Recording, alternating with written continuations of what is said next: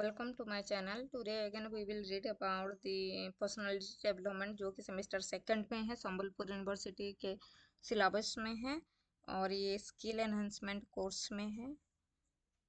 Today we will discuss about negotiation skills. So negotiation is ever present way of our lives, both at home and at work. We find negotiation at grocery shops, at boardrooms, etc., with a specific purpose of seek mutual agreement through dialogue. Actually, negotiation means the important thing here you can get is the what is negotiation. It is the mutual agreement through dialogue. This is your what negotiation. It is quite identified with the usual business. Indeed, the Latin root of the word is negotiate, to carry on business. So जो negotiation word जो Latin word से आया है negotiate, उसका meaning है to carry on business. Spanish word अगर हम लोग देखेंगे तो इसका मॉडर्न स्पेनिश वर्ड नेगोशियस, जिसका मीनिंग बिजनेस है. और बिजनेस नेगोशिएशन में भी a formal affair that takes place across the proverbial bargaining table over price, performance, partnership, venture, or peace accord over the labor dispute. So negotiation is our personal and professional lives is important. It is imperative to improve negotiating skill. तो negotiation हम लोगों का professional और personal life में भी बहुत ज़्यादा important है. और negotiation is an interactive communication process. ये क्या है? इंटरेक्टिव कम्युनिकेशन प्रोसेस है. Again what again what your negotiation, it is a dialogue intended to resolve dispute. Actually negotiation होता क्या है? कुछ भी डिस्प्यूट होता है, कुछ भी कॉन्फ्लिक्ट होता है दो पार्टी के बीच में और कहाँ पे भी, तो यहाँ पे क्या होता है, ये डिजॉल्व करता है नेगोशिएशन. ये ऐसा ही एक डायलॉग है. और ये स्किल मतलब हम लोगों को इनहेरेंट करना चाहिए, जो कि हम लोगों की पर्सनल लाइफ में भी हेल्पफुल होगा, वर्क प्लेस में भी हेल्पफुल होगा. अब mostly negotiation occurs in business, non profit organization, legal proceedings and even personal situations. ये सब में आप लोग क्या नेगोशिएशन आप लोगों को देखने के लिए मिलेगा. नेक्स्ट तो जेम्स सी फ्रॉयड बोले हैं, फ्रीयड बोले हैं, remarks in the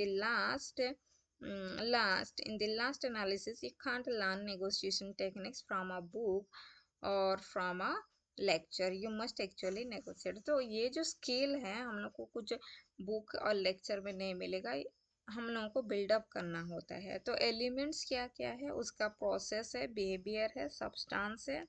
So the process refers to how the parties negotiate, the context of the negotiation, the tactics used by the parties, and the sequence and stages in which all these play out.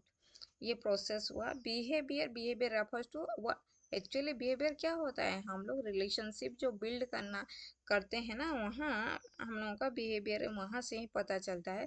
वैसे ही यहाँ पे भी हम लोगों का negotiation में भी, skill में भी, कम्युनिकेशन प्रोसेस में भी हम लोग का बिहेवियर अच्छा रहना चाहिए, जो रिलेशनशिप. देन सब्सटेंस क्या होता है? Substance refers to what the parties negotiate over the agenda, the issues, options, agreement reached at the end. मतलब हम लोग किसके बेसिस में हम लोग मतलब नेगोशिएट कर रहे हैं और एंड में कंक्लूजन में आ रहे हैं, ये है हम लोग का substance. Then different type of negotiation, distributive and integrative. So distributive, यहाँ पे मैं ली हूँ screenshot. So this is also refers to zero sum or constant sum. Distributive negotiation is negotiation in which parties compete over the distribution of fixed sum of value. This mostly negotiation skill क्या होता है ना, business purpose के लिए ज़्यादातर helpful होता है. यहाँ पे एग्जाम्पल भी है, जैसे कि the sale of clothes, carpet, etc., where the buyers and the seller do not know each other, there is no relationship, all that matters is the price, each side haggles for the best deal, one party's gain is equal to the loss of the other party. So जैसे कि हम लोग कपड़ा खरीदने जाते हैं, तो अगर जैसे हम लोग बार्गेन करते हैं कि शॉपकीपर बोलता है कि नहीं ये 1000 का है, फिर हम लोग बार्गेन करते हैं नहीं हम लोग 900 देंगे और 800 देंगे, फिर उसमें वो बोलेगा कि इसमें मेरा घाटा होगा, लॉस होगा, और आपके नहीं कि मेरे नहीं, उसमें हम लोग जैसे 950 में आप 950 में ले जाओ, मतलब मेरा लॉस हुआ 50 रुपये। ऐसे शॉपकीपर आपको बोल सकता है। यहाँ पे आप अगर हाँ बोल रहे हैं उसी प्राइस में तो ये नेगोशिएट हुआ। इसको डिस्ट्रीब्यूटिव नेगोशिएशन में आता है। Then wage negotiation between business owners and their union employees. Then to achieve success in distributive negotiations, what we have to do? The first offer can become a strong psychological anchor points. One sets the bargaining range. Always start at the right price and place. Don't disclose any significant information about your circumstances, including where you want to make a deal, your real interest or business constraint, your preferences among issues or options. This is about your distributive negotiation. Again, यहाँ भी है. It is beneficial to know the other side's picture, learn as the मतलब distributive negotiation में क्या होता है, हम लोगों का सर्कमस्टेंसेस को रिवील नहीं करेंगे, लेकिन इसी प्रोसेस में हम लोग दूसरे के सर्कमस्टेंसेस के बारे में अपने जो ओपोनेंट होंगे और दूसरे अदर साइड में जो होंगे उसके सर्कमस्टेंसेस हम लोग पता कर सकते हैं. Then don't overshoot if you claim aggressively or greedily. Then integrative negotiation होता क्या है, यहाँ पे the parties corporate to achieve maximum benefits by integrating their interest into a agreement while competing to divide the value. यहाँ पे ज़्यादातर क्या होता है, प्रॉफिट ज़्यादा मिलता है इंटीग्रेटिव नेगोशिएशन में. The example integrative negotiation is the situation where buyer of marble is approaching the seller and both is sharing their interest and requirements. Seller is offering the tactic knowledge of marble that can help the buyers to enhance the beauty of floor besides catering his requirement.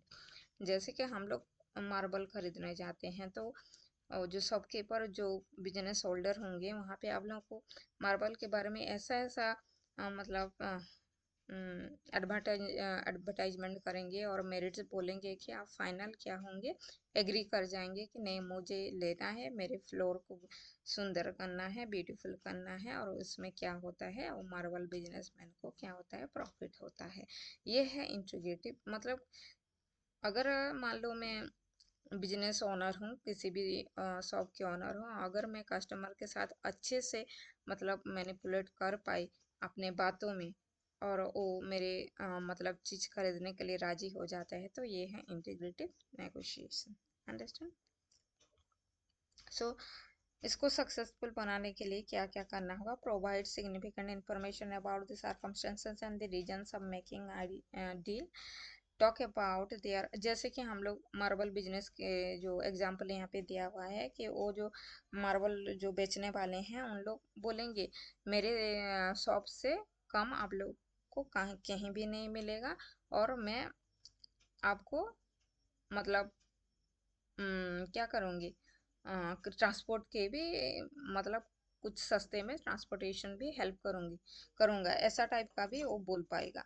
तो उसमें क्या होगा, मतलब clear बोल रहे हैं आप कि क्यों आप ये लेना चाहिए और आपको क्या बेनिफिट होगा मेरे शॉप से लेने से. ऐसे ही हम लोग मतलब डील करेंगे. Talk about their real interest and business constraint, reveal and explain in general terms their performance among issues or options, and consider and reveal any additional capacities or resources they have the might made other side's interest and could be added to the deal. This is. Then styles of negotiations. So sales identifies 5 types or styles or responses to negotiation. So negotiation करने के time में क्या क्या होना चाहिए, कैसा हम लोग का बातचीत होना चाहिए, ये सब हम लोग देखेंगे. इन अवॉइडिंग, फर्स्ट तो है avoiding style of negotiation. A person doesn't like to negotiate and do not do it unless warranted. Here the negotiator tends to differ and dogs the confrontations aspects of negotiating. The disadvantage of this style is that a person don't get what he wants. This style is usually followed in bureaucracies. So this is what you're avoiding. Then competing. Here the negotiator tries to win something. This style offers the advantage of dominating the negotiation process and getting what the negotiator intends to have. So this is competing. जैसे कि avoiding ब्यूरोक्रेसिस में ज़्यादातर use होते हैं और competing आप law के field में ज़्यादातर यूज होता है. एकोमोडेटिंग, ये क्या होता है? Individuals try to solve other parties problem and tries to preserve personal relationship. मतलब हम लोग दूसरे पार्टी के प्रॉब्लम सॉल्व करते हैं लेकिन हम लोगों का पर्सनल रिलेशनशिप को प्रिजर्व करके हम लोग रखते हैं. हमारे रिलेशनशिप डिस्टर्ब नहीं होना चाहिए. यहाँ पे एकोमोडेशन. जैसे कि future transaction of real value are anticipated. मतलब रीजन क्या क्या है कि हम लोग relationship in the process of negotiation, extreme value claiming behaviour. तो यहाँ पे further transactions of real value are anticipated as being too greedy today results in the risk of losing valuable transaction.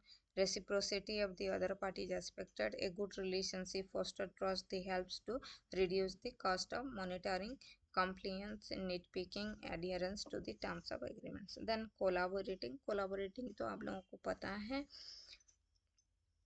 Collaborate करना, दूसरों को समझ के मिल के कुछ काम करना.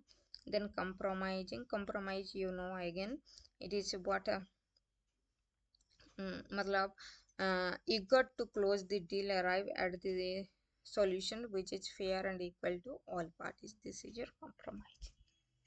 So thank you. अगर मेरी वीडियो आप लोगों को हेल्पफुल हो रहा है तो please like, share and subscribe my video. Thank you.